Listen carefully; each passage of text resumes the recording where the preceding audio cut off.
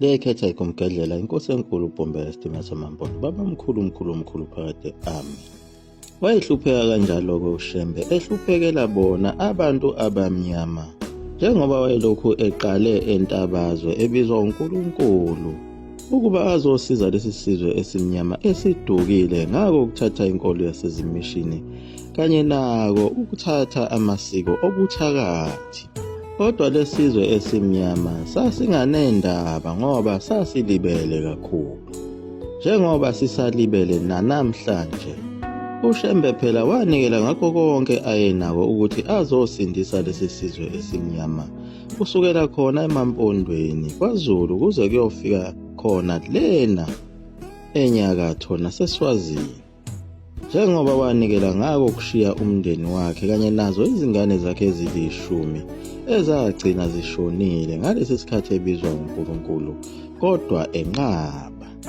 Kodwa uNkulunkulu wamnika abantwana abasha phela amaNazaretha.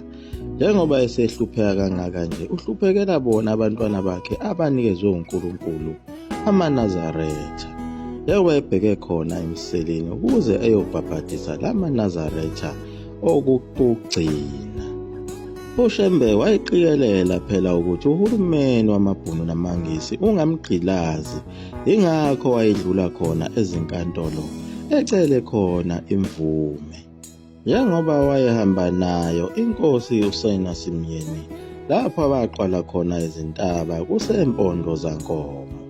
Bebheke khona enkantolo yemantshi obonjeni lapho ayofuna khona imvume kumantshi yokuba eshumayele kulelizwe lasenyakatho aphinde ayobhabhadisa khona emseleni.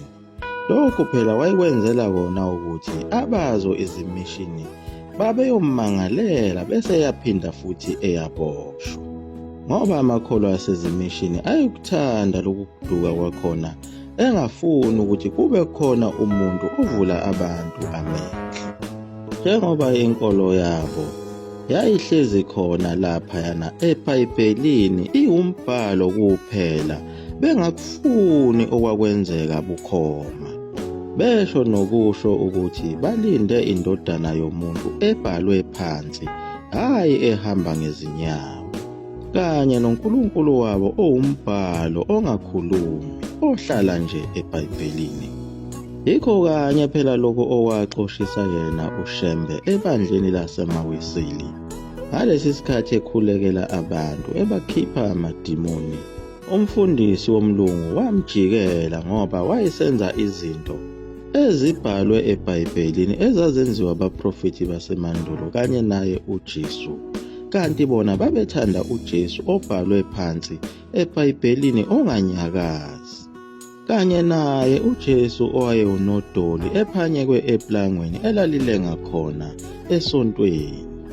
Wahamba uShembe kanye nayo inkosi uSenasimyeni bangena enkantolo ngalo ihora lika-9 ekuseni.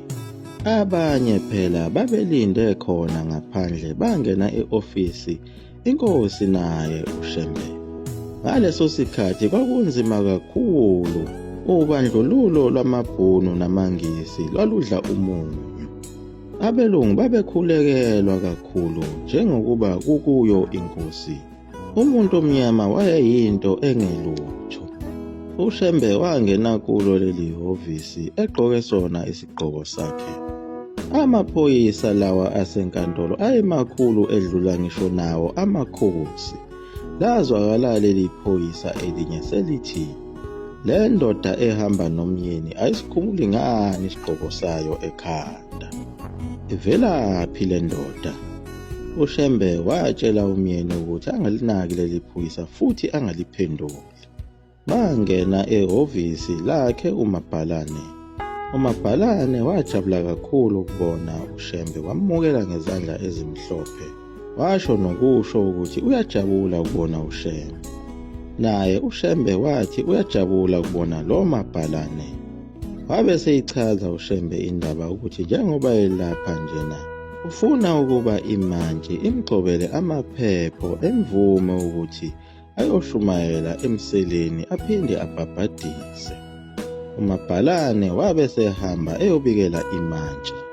Wabuya lapho uMabhalane esezolanda uShembe ukuba iMantshi iyamfuna. Wahamba naye uMabhalane, yafika iMantshi yamnika imvume, yabe sishawa zona izigxivizo. Lo Mabhalane wayejabule kakhulu ngokubona uShembe bukhoma njengoba wayezwa izimanga zakhe ngayo indaba. Waze wacela nokucela ukuba bayodla isidlo sasekuseni emzini wakhe uMabhalane. Nangempela wavuma uShembe bahamba baya emzini kaMabhalane. Yilapho-ke abenzela khona idokwe. Wajabula kakhulu uShembe ngalokho, waze wabuza ukuthi waze ngani ukuthi ngiyalithanda idokwe. Wabonga uShembe uMabhalane waphindela emsebenzini wayoqhubeka nomsebenzi wakhe. Yilapho-ke endleleni abavelelwa esinye isimanga lapho kwavumbuka khona iqulu lezintethe elalindiza phezulu emoyeni lasitha ilanga. uShembe wazwakala esebuza ukuthi zivelaphi lezi ntethe ezingaka na. Yaphendula inkosi umyeni yathi, zivela emabele amade nkosi, enhla nenyakatho. Wabe sethi uShembe, kwenziwa yini nina befundisi nishaye eceleni? Lezi zintethe zacelwa ngumuntu owayefuna ukona umhlaba. Inkosi umyeni yayingazi lokho ukuthi kwakusho ukuthini. Kanti uShembe njengoba wayesuka khona ezulwini wayazi wonke umsebenzi wezilwane ezidaliwe emhlabeni. Kulo uhlelo lwe-ecosystem ukuthi ngisho izimpukane zinomsebenzi phela wokuvundisa, nazo izilwane ezisuke zizifele ukuze phela zingene emhlabathini zibe ngumquba. Kodwa lolu hlobo lwezinambuzane oluyisikhonyana umsebenzi walo wawungekho kulelu hlelo le-ecosystem, kepha kwawubhubhisa kuphela izitshalo. Ingakho uShembe wayethi zacelwa umuntu owayefuna ukona umhlaba, owayeziwa kuye uShembe ukuthi ingabe kwakukumbani lo owa-oda leli oda lalezi ntethe. Njengoba uShembe wayazi zonke izinhlobo zezidalwa zakhona ezulwini, ezilungile nezingalungile. Njengoba eshilo entabeni enhlangakazi ukuthi esinye sezikhulu sasezulwini siyobe sesingekho ngezikhathi zoJuni, ezisho yena uqobo, kodwa abantu benganakile ukuthi uShembe lona wawuyisikhulu esikhulu sakhona ezulwini.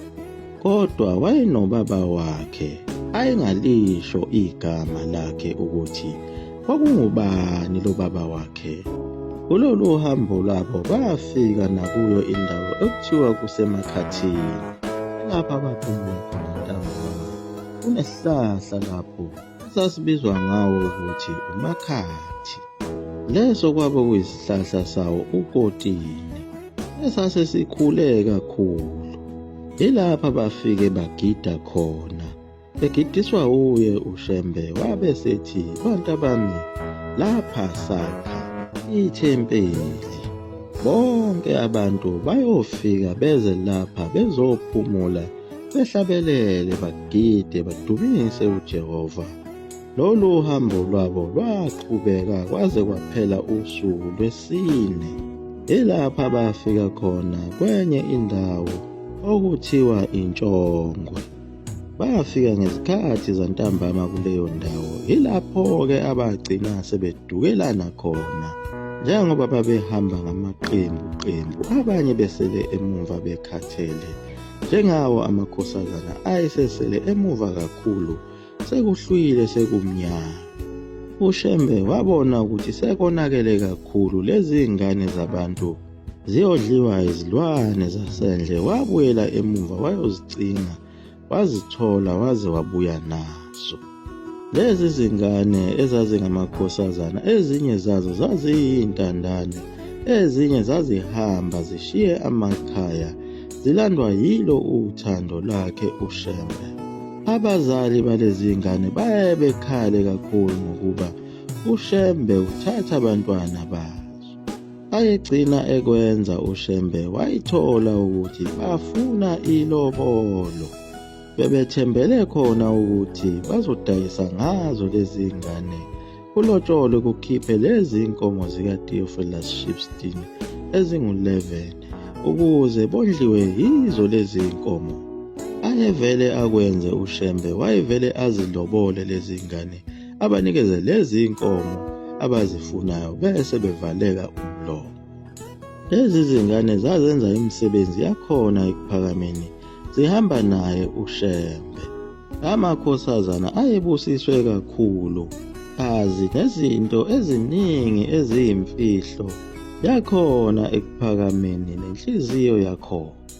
Njengaye uLina Mtungwa okwakufanele ahole leli bandla lamaNazaretha, kodwa uShembe wakhala kakhulu ngalokho ukuthi mntanami ukube waba umfana.